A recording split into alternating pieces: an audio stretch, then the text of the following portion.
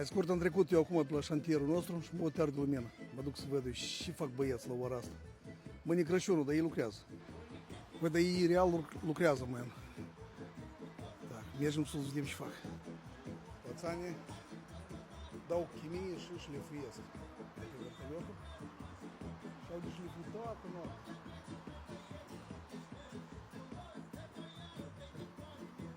Tot ce se vede aici. Băi, cine e cel mai crutor betonist, a? De la acoperiș pentru fiecare. Ia dă-te mai încoace, să vadă lumea. Băi, omul ăsta lucrează și de Crăciun și de Anul Nou și de Paște. Doi Mihai, doi nebuni. Nouă ne place munca și nu paharul.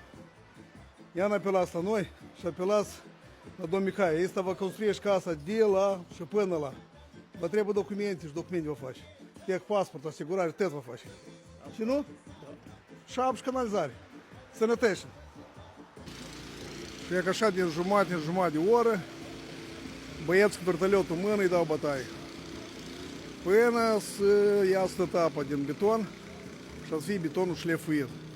Ca să nu mai turnăm altă șapă deasupra. Doar va fi vopsit și atât.